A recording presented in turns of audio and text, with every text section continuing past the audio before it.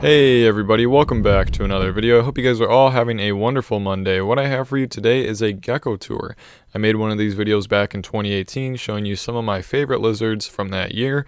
And this year I've sold some lizards, I've gotten some new ones, so I have some new favorites and I thought I would show them to you today. Today I'm going to be showing you my top 11, my top 3 males, my top 3 females, and some of my favorite hatchlings.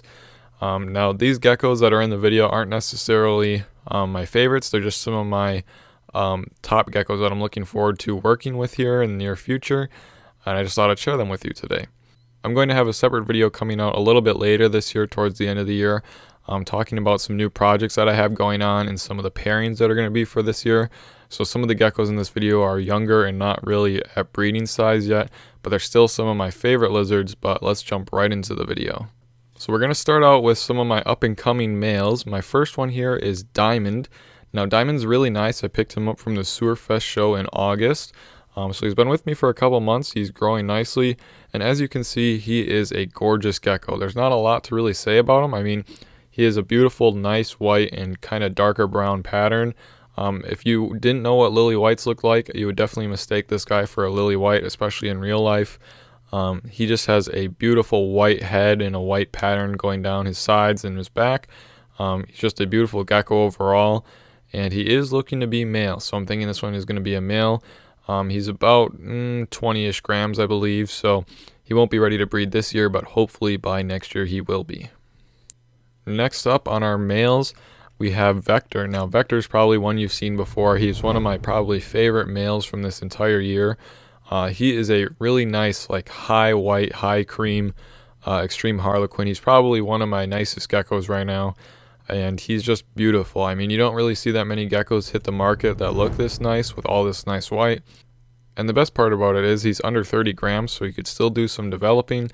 He's probably not going to be ready to breed this season either. He'd probably be ready by like midsummer sometime, because I'm guessing he is between 20 and 30 grams right now. So he's a little bit on the smaller side, but I'm going to give him some time to grow. And I am really excited to see what he can do, especially with some reds. Next up, we have one from a long time ago. You guys probably remember Hyde. I love Hyde. He's just a nice extreme harlequin, kind of a tricolor going on. And he used to be one of my slowest growing geckos, and as you can see now, he's just a big, chunky adult male. He's a beautiful gecko. His tail is almost as big around as my pinky finger is, so he's quite the gecko. He is ready to breed this season. Whether or not I will be breeding him, though, is the question. I really haven't decided yet, but it's looking like he might be on the sidelines this year.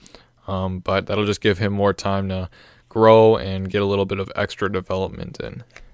Moving on to our females, our first one here is probably one of my favorite females, and this is Carrie. I love Carrie so much. She's just so dark, and then she has only the white patterning going on the sides, like all the little speckles.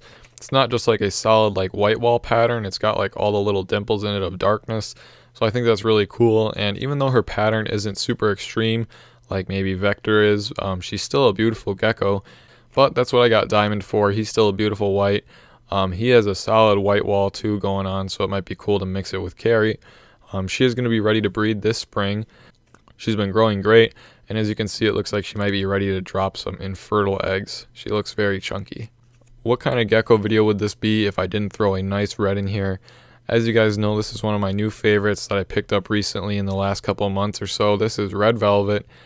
She's a beautiful gecko, not confirmed 100% female yet, but a probable female. She's not going to be ready to breed this season. Probably by 2021 she will be, though. And I'm really excited to see what she can do. I'm probably going to end up putting her with a patternless red, because I think it would kind of ruin her to put her with something that has pattern and get rid of her nice red color. I mean, if she could carry that on to something that has pattern, that'd be great.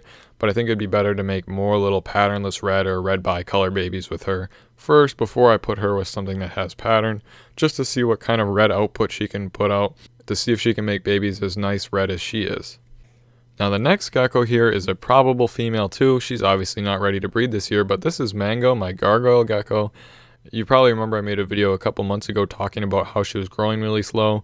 Well, you can see now that she's doing much better. She's very chunky, and she's definitely packing on the grams. If I had to guess, I haven't weighed her since August, but I believe in August she was like 12 or 13 grams, I think. So I'm guessing she's about 20 now, at least minimum. But she's definitely packing on the grams and getting a lot bigger. And I'm really excited to see what happens with her in the near future.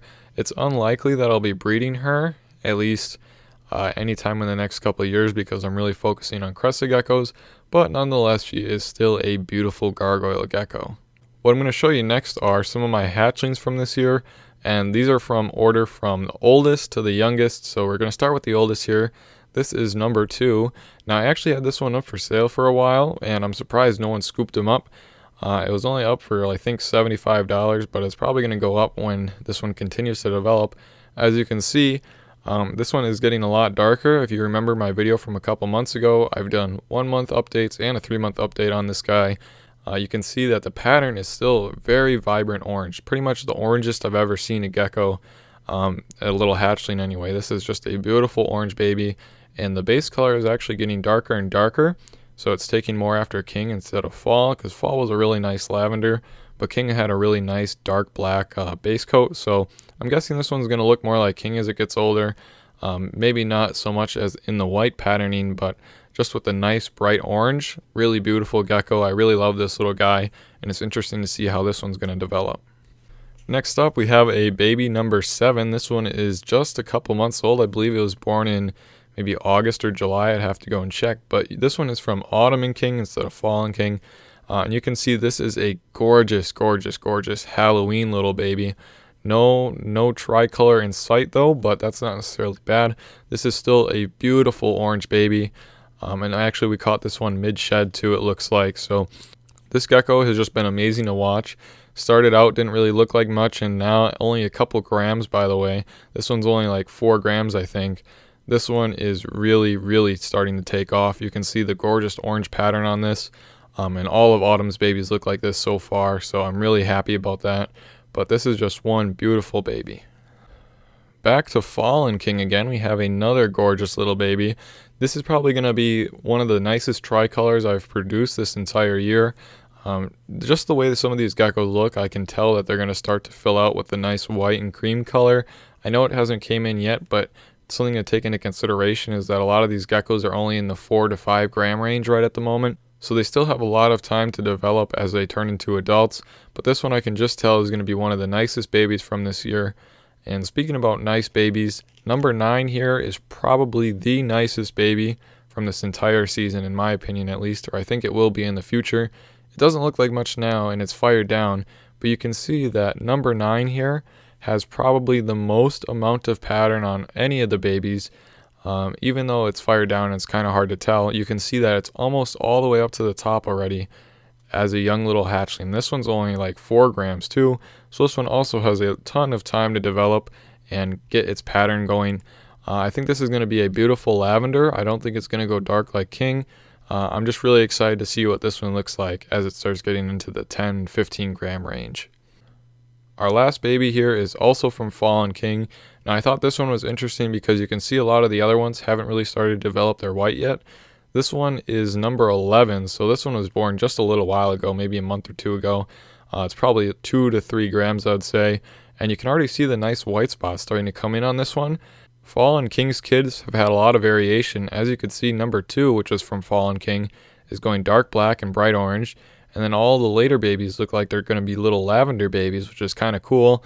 And number 11 here is no exception, another beautiful baby from King and Fall. This one also looks like it's going to have a lot of cream and white as it gets older.